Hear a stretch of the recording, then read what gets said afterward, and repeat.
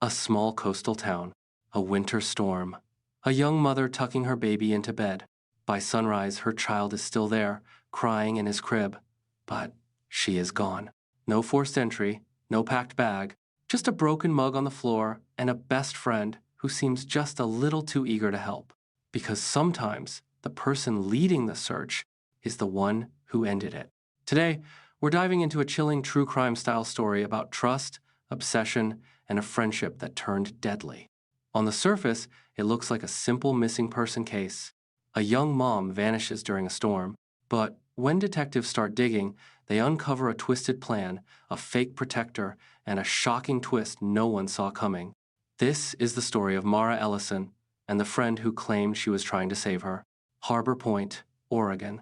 A quiet fishing town, December 2020. Holiday lights blink along the harbor while icy wind slams the coast.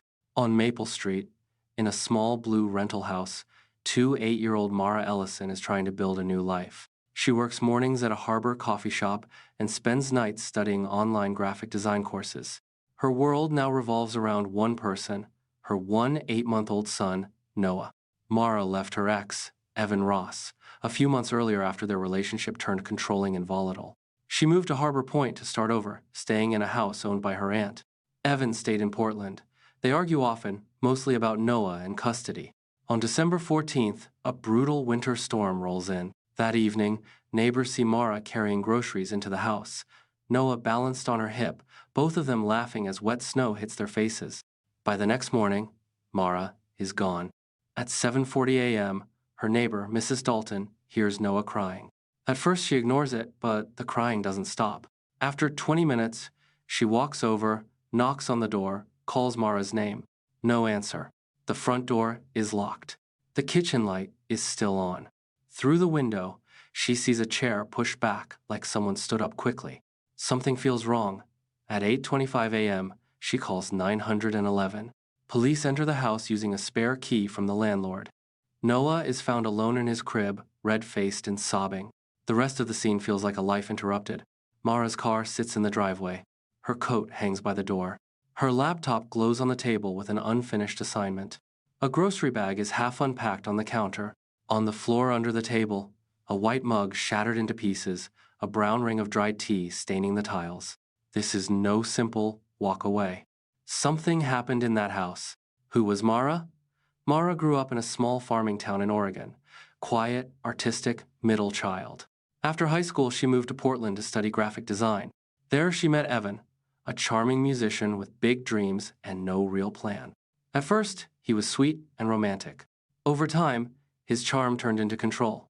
He didn't like her going out alone, questioned every male friend, checked her phone. When she got pregnant, the pressure got worse. After Noah was born, the tension exploded. One night, Evan smashed a picture frame during an argument. The shattered glass near the baby's playmat was the last straw. Mara left and moved to Harbor Point. She wanted a clean start. Normal job, safe home, new friends.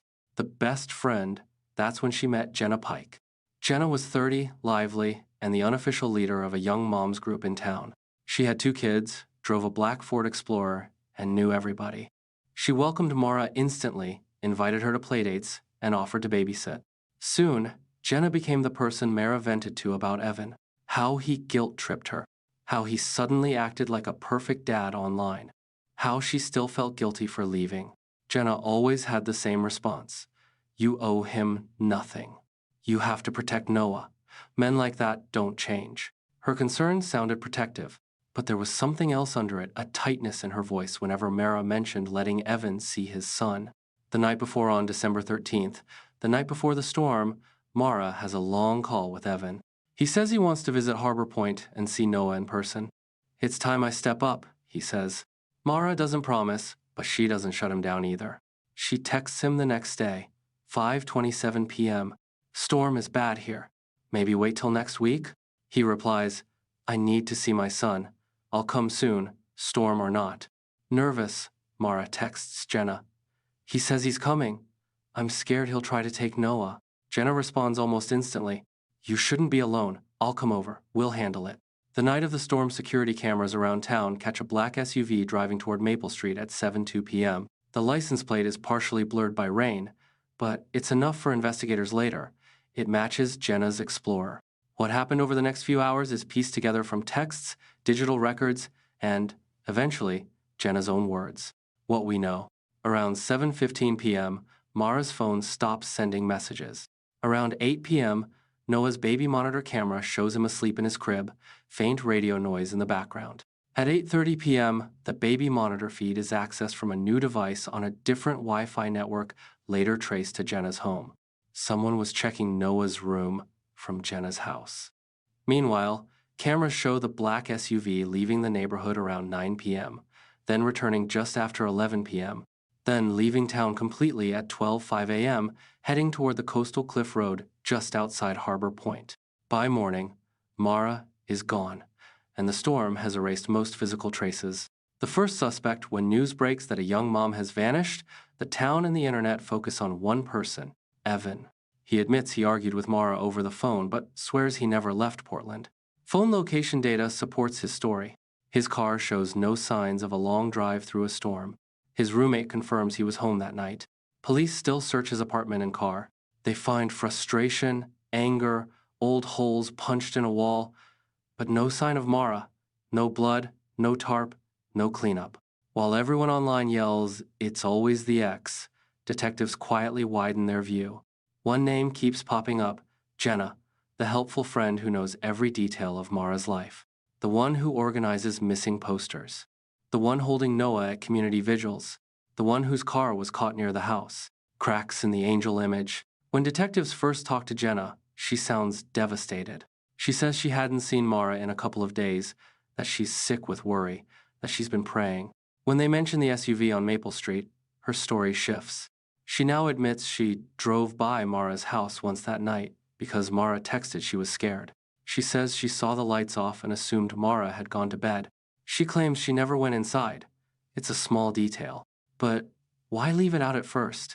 Police get a warrant for her phone and laptop.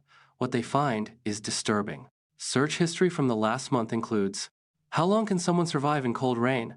Difference between missing person and homicide investigation. Custody if mother disappears Oregon. How to make it look like someone left on their own. There are also dozens of saved screenshots of Mara's social media posts, photos of her and Noah, and even pictures of Evan that Jenna has zoomed in and cropped. It doesn't look like normal, friendly concern. It looks like obsession. The real break comes from forensics. Inside Jenna's SUV, on the passenger seatbelt, techs find a faint brown stain. At first glance, it looks like mud. Testing shows it's diluted blood mixed with cleaning solution. DNA matches Mara. In the trunk, under a blanket, they find a heavy black flashlight with dried brown smears around the base. Blood again. Finally, they pull data from Mara's baby monitor app. It shows access during the night from a device connected to Jenna's Wi-Fi. Why would Jenna be watching Noah's crib from her home on the same night her friend disappeared? Sitting in an interview room, under bright lights, Jenna's cheerful mask slips. She cries, denies, blames Evan, blames the police, blames the storm. Detectives play one more piece of evidence, a deleted voice memo recovered from her phone. She had recorded herself 2 days after Mara vanished. Her own voice fills the room. They all think he did it. They always blame the boyfriend. That's what every podcast says. No one looks at the one who stayed, the one who actually cares about the kid. I was there. I saw everything she was letting him do. I had to protect Noah. They'll understand one day. Her shoulders drop. The fight drains out of her. Slowly, she tells them what happened. She says she arrived that night furious. She believed Mara would let Evan back in, that he would ruin Noah's life like men had ruined hers. She brought the heavy flashlight inside because of the storm, just in case the power went out. They argued in the kitchen. Mara said Noah deserved to know his father. Jenna said she was being naive. Voices grew louder. Mara knocked over her mug. It shattered on the floor. In a burst of rage, Jenna grabbed the flashlight and swung. She says she didn't plan to kill her, just to make her listen. Mara collapsed. Instead of calling 911, Jenna panicked. She dragged Mara's body to the back door, wrapped her in a tarp from the shed, left faint streaks of mud and water across the floor. She put the tarp in her SUV, checked the baby monitor to make sure Noah was still asleep, then drove out of town. Along the cliff road, rain lashing the windshield, waves smashing the rocks below, she stopped at a dark turnout. She pushed the tarp over the edge. The sea swallowed her friend. Mara's body has never been found. In the end, the twist wasn't that a violent ex showed up in the night. It was that the person who killed Mara was the one everyone thought was safest. The friend who dropped off casseroles. The mom who organized prayer circles. The woman who stood beside Noah's crib, promising to help protect him. At trial, prosecutors called Jenna's crime twisted protection. She convinced herself that only she knew what was best for Noah, and that any threat to her version of safety had to be removed. The defense tried to argue that it was an accident in the heat of the moment, driven by trauma and fear, but the online searches, voice memos, cleaned up blood, and staged concern after the fact told a different story. After a week of testimony, the jury found her guilty of second-degree murder and evidence tampering. She was sentenced to 32 years in prison. Evan, cleared of involvement, now shares custody of Noah with Mara's parents. Together, they raise him with stories about his mother, how hard she worked, how much she loved him, how she trusted the wrong person. The blue house on Maple Street is quiet now. New renters moved in, then moved out again. Some say the place just feels heavy. The cliff turnout outside town is still there too, just another bend in the road above the roaring sea. Drivers pass it every day, not knowing what lies in the water below. This case is a harsh reminder. Danger doesn't always come from the person with the obvious bad reputation. Sometimes it comes from the person who insists they're the only one who can save you, even if it means destroying you first. If this chilling tale of twisted friendship and obsession got under your skin, hit like, subscribe, and turn on the bell so you never miss another dark story that proves evil doesn't always look like a stranger.